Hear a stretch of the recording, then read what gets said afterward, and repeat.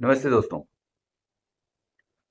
आज के टाइम में हायर एजुकेशन की अगर बात करें तो इसका कॉस्ट काफ़ी ज़्यादा बढ़ गया है। आप सब लोग जानते ही हैं।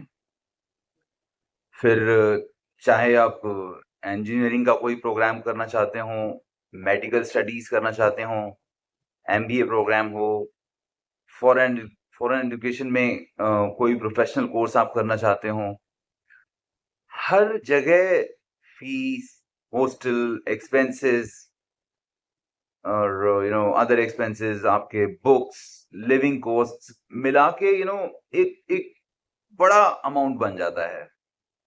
यू नो और इसी वजह से बहुत सारे स्टूडेंट्स और इवन उनके पेरेंट्स एजुकेशन लोन लेने का ऑप्शन चूज करते हैं।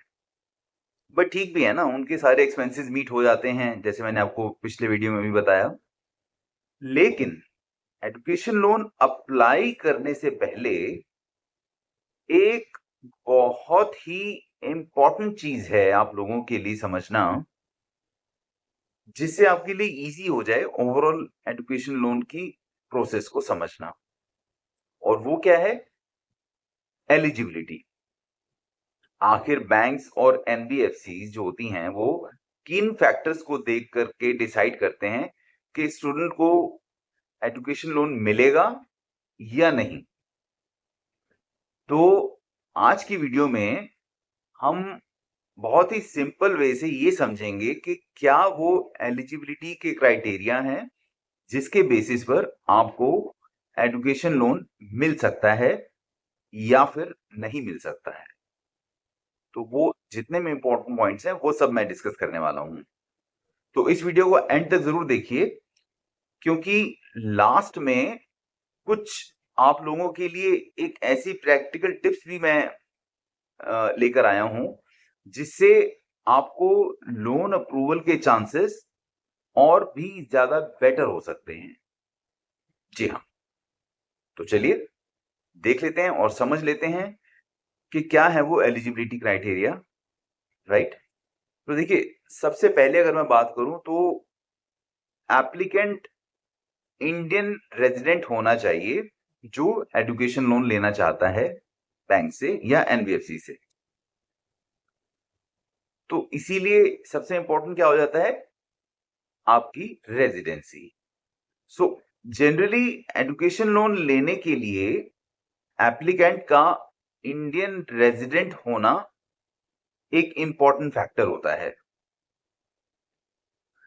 मतलब अगर मैं बताऊं कि स्टूडेंट इंडियन सिटीजन होना चाहिए और इंडिया में लीगली वो रिसाइड कर रहा हो, इंडिया में ही रहता हो। अगर आप इंडिया के अंदर किसी भी कॉलेज में पढ़ाई करना चाहते हैं या फिर अगर मैं बात करूं अब्रॉड स्टडीज की, वहां पढ़ना चाहते हैं अब्रॉड में किसी कंट्री में, दोनों ही केसेस में ज्यादातर बैंक्स इंडियन स्टूडेंट्स को ही एजुकेशन लोन प्रोवाइड करते हैं। तो आपकी रेजिडेंसी एक इंपॉर्टेंट फैक्टर है कि आपका इंडियन होना जरूरी है। हाँ, कुछ सिचुएशंस में एनआरआई स्टूडेंट्स के लिए भी स्पेशल स्कीम्स बैंक्स प्रोवाइड करते हैं, लेकिन उनके रूल्स इंडियन रेजिडेंट से अलग हो सकते हैं। ये ध्यान रखिए फिर आप।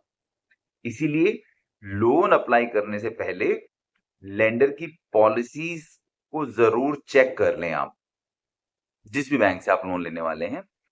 अच्छा, फिर आता है आपका सेकंड फैक्टर, फाइनेंशियल नीड होनी भी इंपॉर्टेंट है।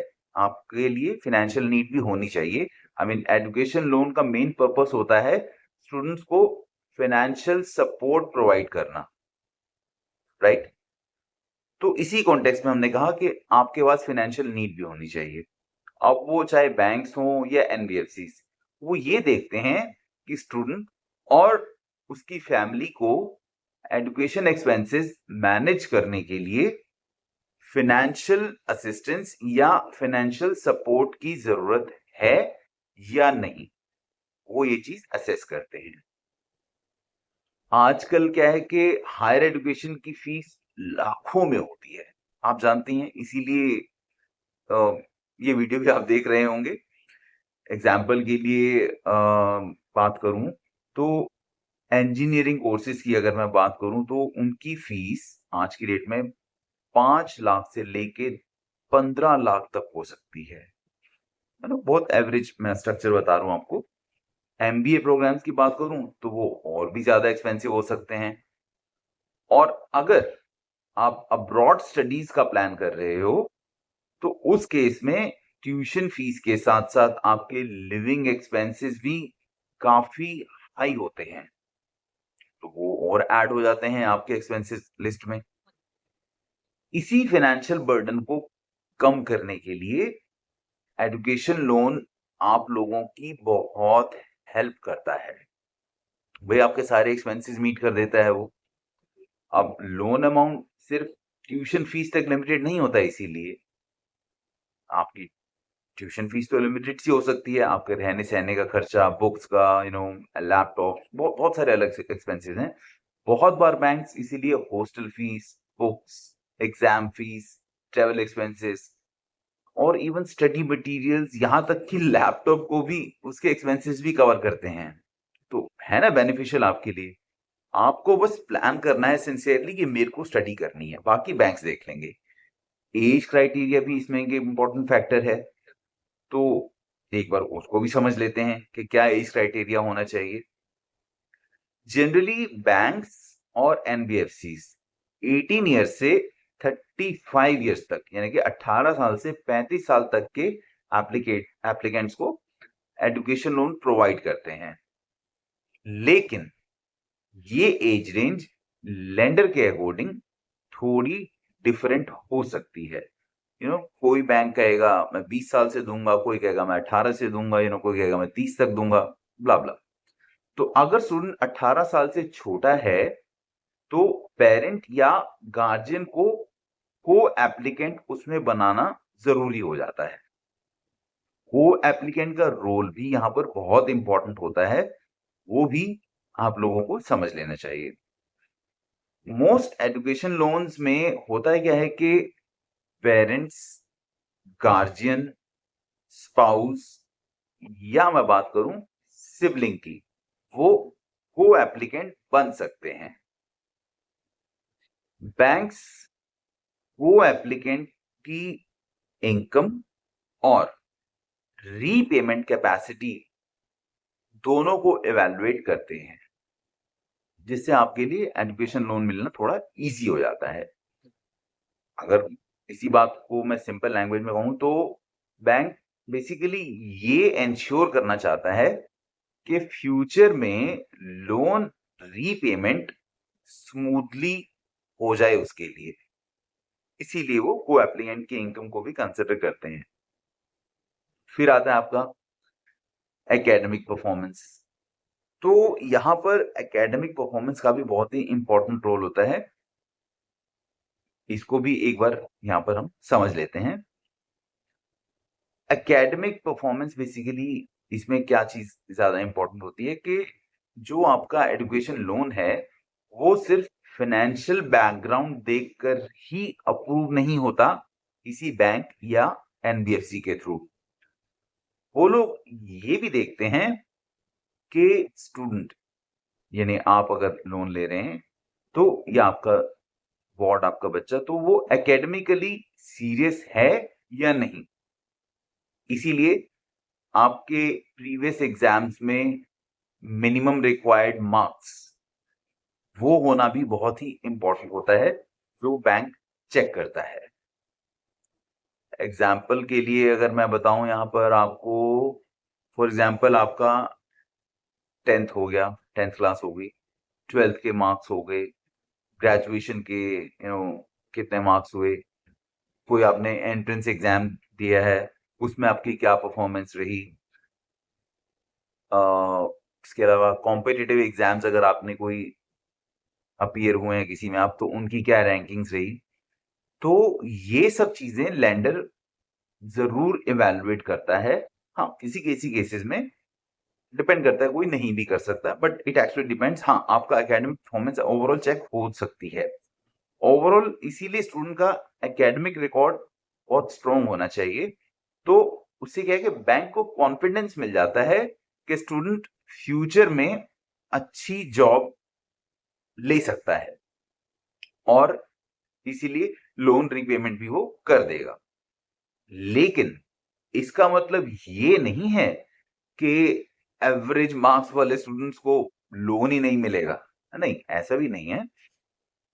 देखिए, बैंक्स को तो हर चीज के हिसाब से एक अश्योरेंस चाहिए होती है। इसीलिए अगर आप किसी रिकॉग्नाइज्ड इंस्टीट्यूशन में एडमिशन सिक्योर कर लेते हैं और कोर्स का करियर स्कोप, जो कोर्स आपने चूज किया है उसका करियर स्कोप अच्छा है, तो भी अप्रूवल के चांसेस काफी अच्छे हो सकते हैं।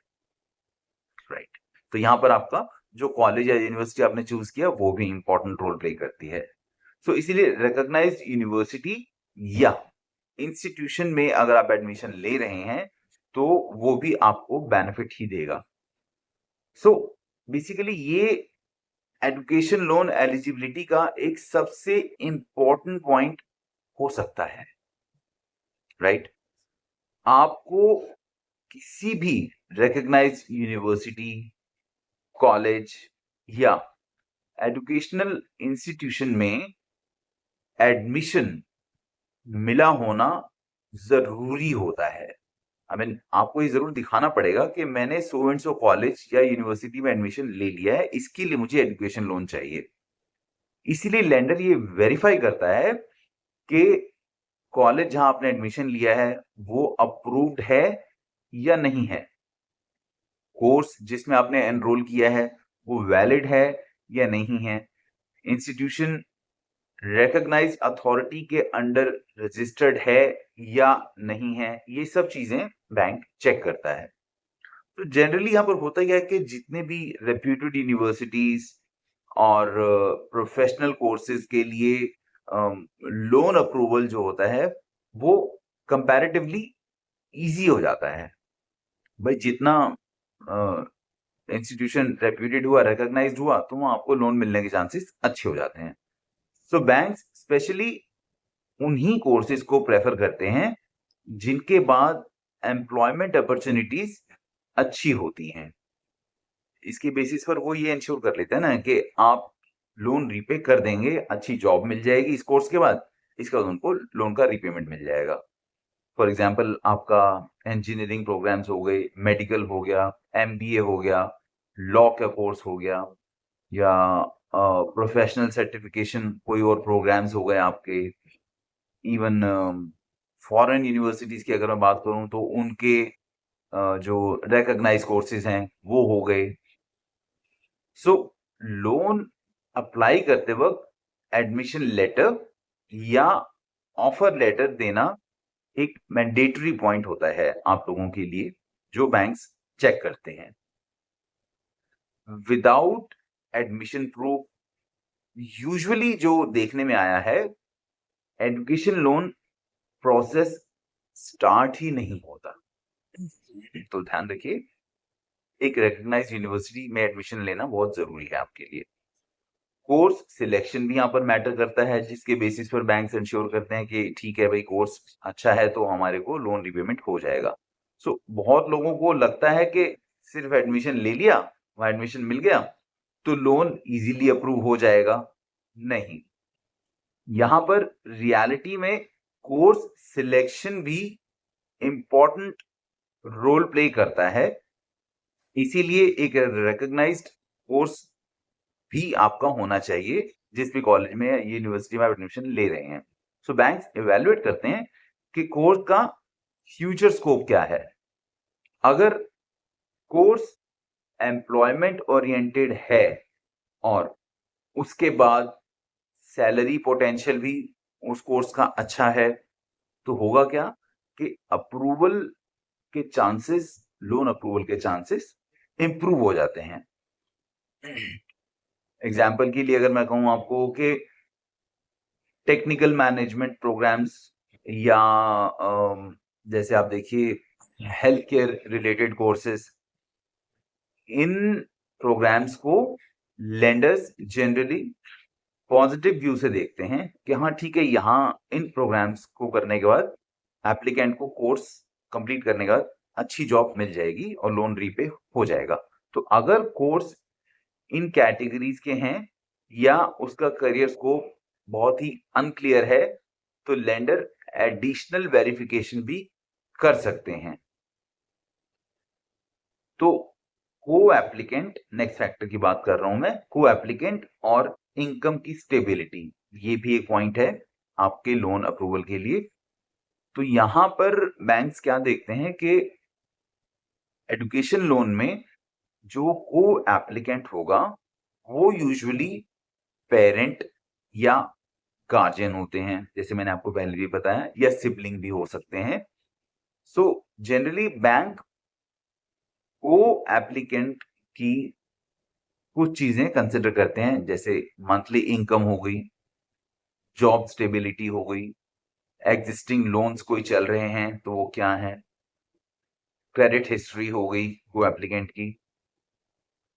इन सब फैक्टर्स को बैंक चेक करता है या एनबीएफसी वो चेक करते हैं। अगर को एप्लीकेंट की इनकम बैंक को लगता है कि स्टेबल है और क्रेडिट स्कोर अच्छा है, तो लोन अप्रूवल इस केस में बेटर हो सकता है। यही रीजन है कि वो को एप्लीकेंट की इनकम या उनकी स्टेबल इनकम को चेक करते हैं। कुछ लार्ज लोन अमाउंट्स में कोलेट्रल भी रिक्वायर्ड हो सकता है, जैसे मैंने आपको पिछले वीडियो में बताया कि कहीं कहीं पर कोलेट्रल के बेसिस पर भी आपको एजुकेशन लोन मिलता है। तो कोलेट्रल क्या हुआ, वो सिक्योरिटी जिसके बेसिस पे आपको बैंक्स लोन देते हैं। अब वो सिक्योरिटी क्या होगी, प्रॉपर्टी हो सकती है, फिक्स डिपॉजिट या कोई और वैल्यूएबल एसेट। लेकिन स्मॉल एजुकेशन लोन्स में कोलेट्रल जरूरी नहीं होता है। मैं लार्ज एजुकेशन लोन की बात कर रहा था। हाँ, लेकिन हायर लोन अमाउंट्स होगा अगर, तो वहां पर बैंक सिक्योरिटी भी डिमांड कर सकते हैं। तो ये सब चीजें आपके लिए कंसिडर करनी जरूरी हैं। अब डॉक्यूमेंट्स भी आपको यहाँ पर रेडी रखना होगा, जो बहुत ही इंपॉर्टेंट फैक्टर है आपका। नाउ एजुकेशन लोन अप्लाई करते वक्त आपको ये ध्यान रखना है कि आपके प्रॉपर डॉक्यूमेंटेशन होना चाहिए जो बैंक चेक करेंगे। इन केस डॉक्यूमेंट्स आपके इनकम्प्लीट होते हैं, तो यहां पर होगा क्या कि लोन का जो प्रोसेस है वो डिले हो सकता है, तो उसमें देखिए आपका ही लॉस होगा। सो जनरली रिक्वायर्ड डॉक्यूमेंट्स में क्या क्या वो डॉक्यूमेंट्स हैं जो बैंक्स मांग सकते हैं, एक बार मैं आपको थोड़ा वो भी बता देता हूं। उनमें आपका Aadhaar card, PAN card, address proof और एकेडमिक आपकी मार्कशीट्स, टेंथ की, ट्वेल्थ की, ग्रेजुएशन प्रोग्राम्स की, या कोई और आपने प्रोग्राम किया हो, admission letter, fees structure, passport size photographs आपके हो गए, एंड इनकम प्रूफ जैसे मैंने अभी बताया को एप्लीकेंट का, वो ये सब डॉक्यूमेंट्स हो गया। और इनके अलावा आपके को एप्लीकेंट की बैंक स्टेटमेंट्स, ये सब डॉक्यूमेंट्स रिक्वायर्ड होते हैं। हाँ, अब्रॉड स्टडीज के केस में पासपोर्ट, वीजा और एंट्रेंस एग्जाम के स्कोर्स जो होते हैं वो भी रिक्वायर्ड हो सकते हैं बैंक्स के द्वारा। सो एजुकेशन लोन अप्रूवल के अगर प्रैक्टिकल टिप्स जो हैं इनकी बात मैं करूं, जो मैंने आपको स्टार्टिंग में बताया था कि कुछ टिप्स मैं आपके शेयर करूंगा, तो वो भी मैं आपको बता देता हूं। वो बहुत ही प्रैक्टिकल टिप्स हैं जो आपको हेल्पफुल होंगे एजुकेशन लोन अप्लाई करते टाइम, और उसका अप्रूवल आपको हो जाए, उसके चांसेस इंप्रूव हो जाएं इसलिए। तो वो टिप्स क्या है, नंबर 1 टिप्स, अगर मैं आपको बताऊं तो वो है आपका स्ट्रॉन्ग एकेडमिक प्रोफाइल मेंटेन करना। जी हाँ, आपका एक एकेडमिक प्रोफाइल अच्छा होना चाहिए, जैसे मैंने आपको पहले भी बताया था। आपके अच्छे मार्क्स होने चाहिए, कंसिस्टेंट एकेडमिक परफॉर्मेंस क्या करती है, लेंडर्स पर एक पॉजिटिव इम्पैक्ट डालते हैं। सो लेंडर बेसिकली श्योर हो जाता है कि हाँ ठीक है, एप्लीकेंट डिजर्विंग है लोन के लिए। इसके अलावा आपका रिकॉग्नाइज्ड इंस्टीट्यूशन आप चूज करें, आपका जो भी जहाँ जिस भी कॉलेज या यूनिवर्सिटी में आप जा रहे हैं वो रिकॉग्नाइज होना चाहिए। तो वो होना चाहिए, आपके प्रोग्राम्स रिकॉग्नाइज्ड अच्छे होने चाहिए, I mean employment oriented programmes होने चाहिए, तो वो भी बहुत इंपॉर्टेंट रोल प्ले करता है। तो इनसे क्या होगा कि आपके लोन प्रोसेस इजी हो जाता है। डॉक्यूमेंट्स आपके पूरे कंप्लीट होने चाहिए, आपका जो को एप्लीकेंट है एक स्टेबल इनकम उसकी होनी चाहिए, रेगुलर क्रेडिट हिस्ट्री उनकी अच्छी होनी चाहिए। तो ये सारे डॉक्यूमेंट्स प्रॉपरली आप वेरीफाई कर लें, उसके बेसिस पर एजुकेशन लोन अप्लाई करें, तो आपको लोन मिलने के चांसेस बढ़ जाते हैं। तो दोस्तों ये था हमारा आज का वीडियो लोन एलिजिबिलिटी के ऊपर। आई होप आपको वीडियो अच्छा लगा हो।